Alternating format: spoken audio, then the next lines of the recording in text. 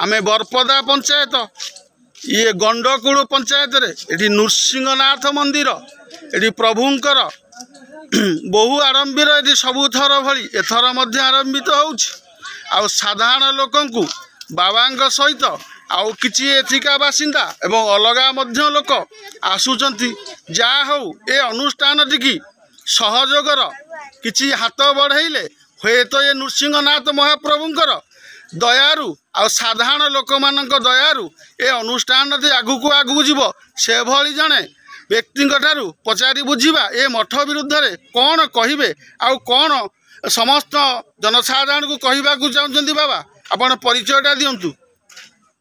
प्रसन्न कुमार जेना घर हूँ रामचंद्रपुर पड़ा गंडकूड़। अच्छा ये मठटी केते वर्ष है? ये मठटी दीर्घ 40 वर्ष हो गलानी। कौन सी सरकारी सुविधा सहयोग आपन को देइचंती? कौन सी सरकार सुविधा किसी पाई नहीं। अच्छा जनसाधारण को ये अनुष्ठान दी आप बहुत महंगा पड़ुथबो ए भली भाव चलाउचंती आ जनसाधारण को उन्नति निमंत्रे कौन किसी कहिबे?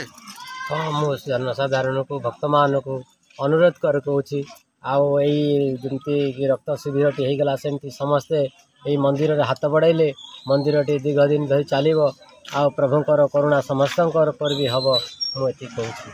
अच्छा शुणुले मठर पुजारी कहते साधारण लोक मानकर चिंता पशिबा दरकार आम संस्कृति आम परंपरा आम ऐतिह्य को आम दिन को दिन पासुरी जाउचंती ताठारु दूरे जाउचंती एभली अनुष्ठान रे जनसाधारण एवं प्रत्येक पंचायत रे प्रभुंक भली ए संस्कार ए परंपरा ए सबु व्यवस्था को साधारण लोक भूलिबा को बसिलेनी।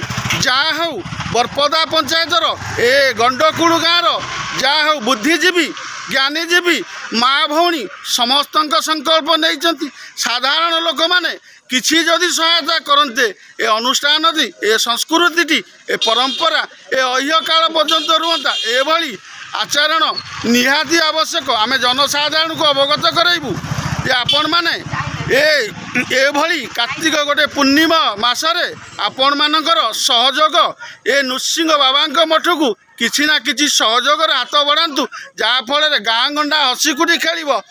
आसतु आम आउ जड़े भाई परिचय नवा बाबा नृसिंहनाथ जहा हो तांकर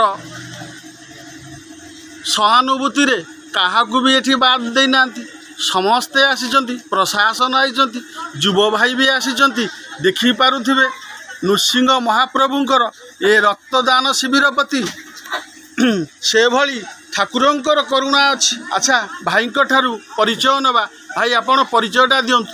सुबोध धल बजरंग दल संयोजक बिंझारपुर प्रखंड। अच्छा आज ये रक्तदान ए शिविर रे आपण आसीचंती एवं प्रशासन आसीची एवं अन्य अधिकारी मध्य आसीचंती आज ये कार्यटी होउची एथिरे कौन कहिबे साधारण जनसाधारण को आपण कौन अवगत करेबे रक्तदान महापुण्यदान ए विषय कौन कहिबे?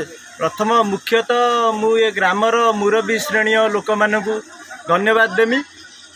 द्वितीयतः युवक भाई मानकु ए ग्रामर जो युवक भाई माने अछंती युवपीढ़ी माने सेमानकर प्रेरणा उत्साह एभली सामाजिक कार्य होउची सेमानकु मु मध्य धन्यवाद देबी। कारण देखंतु आजिर समाज रे युवपीढ़ी नष्ट होबार चलीचंती कई गोटे सामाजिक कार्य रे कि सामाजिक कार्य पई तत्पर हो नांती। यही जो भाई माने रक्तदान परी महत्दान कार्य करुचंती महान कार्य सामिल होचंती यही जो सूचनाटी आपणकर प्रति गाँ गाँ घर घर पहुँचवा दरकार जे आमे माने समस्ते मिसिकी ए समाज को सुस्थ आ सबल रखिबा आ समस्ते रक्तदान करिबा।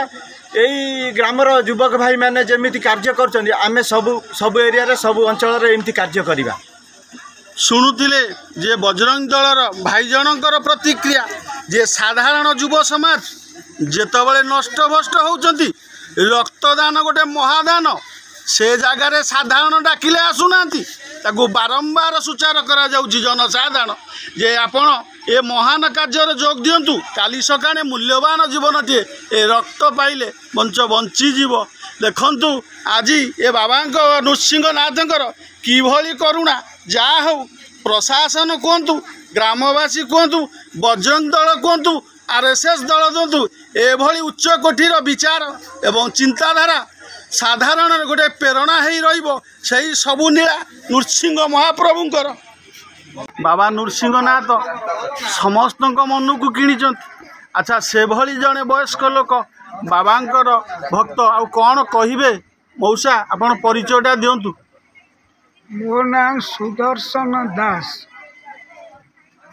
मु गंडकूलर लोक मु कल्पना रे भावी नथिली जे प्रभु नृसिंहनाथ ये मंदिर रे विजय करिवे। जा हो से विजय कला परे प्राय 30 पंचायतर लोक ये मंदिर को भक्त माने आसुचंती से मानक द्वारा जा हो से भक्तों द्वारा ये कामटी संपूर्ण हवा को जाउछि। एतिकी कही मोर मंतव्य शेष कर। शुणुथिले बाबांकर करुणा नृसिंहनाथर करुणा किभली 30टा पंचायत को व्यापी जा हो रक्तदान महान दान बाबू मानकर आशीर्वाद एवं रक्तदान देइथिबारु मौसा बहुत खुशी अछंती।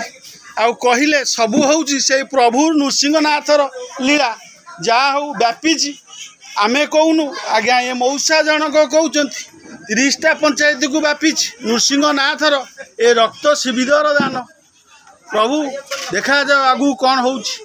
बिंझारपुर रिपोर्टर विजय कुमार बारिक।